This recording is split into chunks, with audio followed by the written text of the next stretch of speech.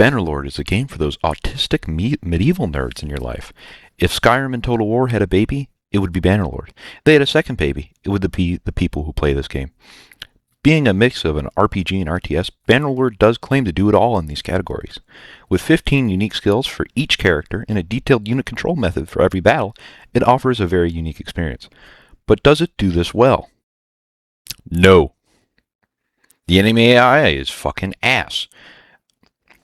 The solution to most of the combat is just holding W, or just charging with your troops. The late game is a frickin' slog, with over 100 settlements to siege, by yourself, because the AI has its head up its ass the entire time, and can't do it by itself, without supreme number authority. The enemy AI on higher difficulty, when outmatched, will sit on the edge of a battle, shields up. The only option for the player is to blindly charge with all their boys, or sit their ranged options in front of the enemy human wall and wait. And I mean wait. 30 minutes of real time I have spent in a battle just like this, doing nothing, but waiting for my archers to shoot the shields and break them with arrows. And then you just charge them. The solution to most of the RTS combat is just charging the enemy due to the enemy not being able to decide whether to charge or sit on the edge of the battle place. The player themselves reduces the effectiveness of the enemy due to their inherent free will, and being able to bring masterwork javelins that deal 126 damage to the toe. The player is the great equalizer against forces double the size because of perks and weapon choices, along with being able to make competent decisions and average 100 kills in the late game.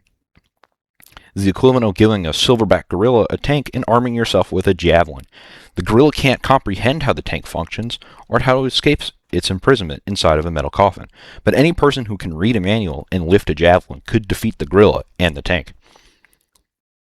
In Clanker versus Clanker battles, bigger number wins 90% of the time, because even though it's 1200 versus 1600, and the 1200 Clanker army has better troop composition and quality, the 1600 Clanker army has 200 peasants and Dave armed with a rock.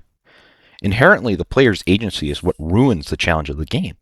That's only a problem for the late game, though, as the early and mid game is where the RPG mechanics and the RTS stuff really do harmonize.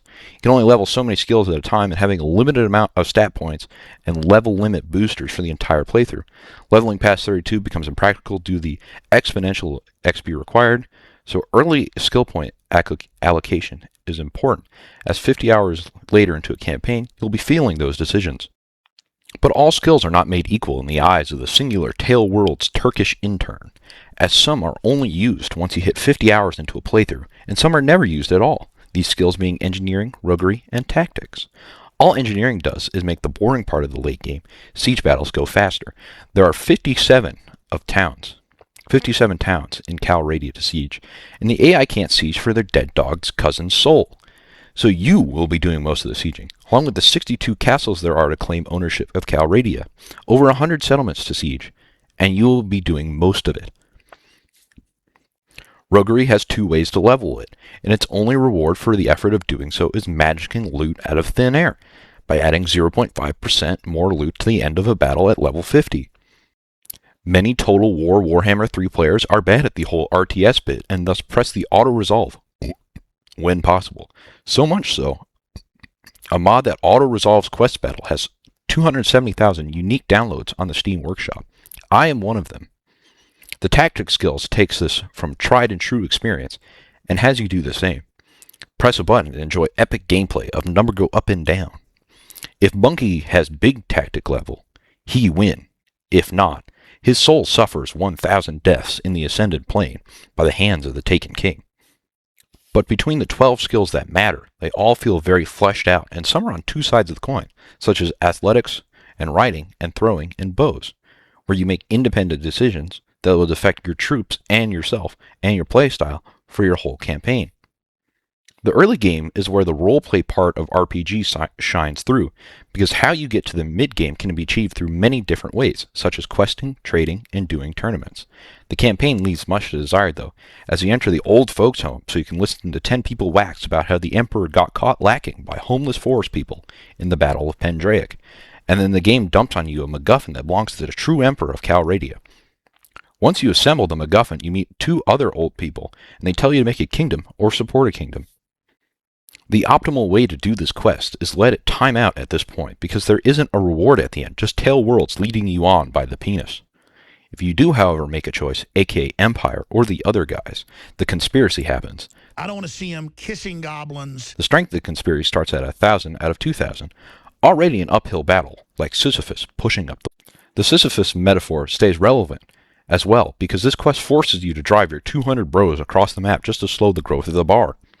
It's designed for you to fail, and when you fail, World War Calradia happens, and then you have to fight against clankers on both sides, as the AI nobles you've recruited have managed to make an Ouroboros of head to ass in a weird human centipede way, and runs their 100-man parties into a super doom ball of 1,400 dudes, defending Dickon Ballas, the village, from being raided. The player agency, though, is where this true game shines, being able to make decisions and affect battles just by your raw, human determination and human spirit.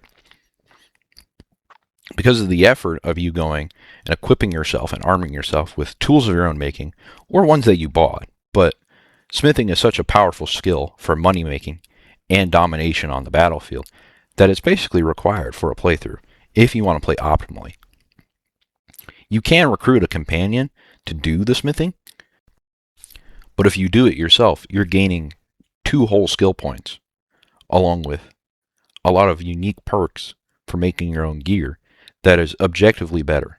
However, you can't create armor, so all of the legendary armor that you would ever find is completely random, and you could find a fully legendary plate mail from one homeless dude who was just going sicko mode with it.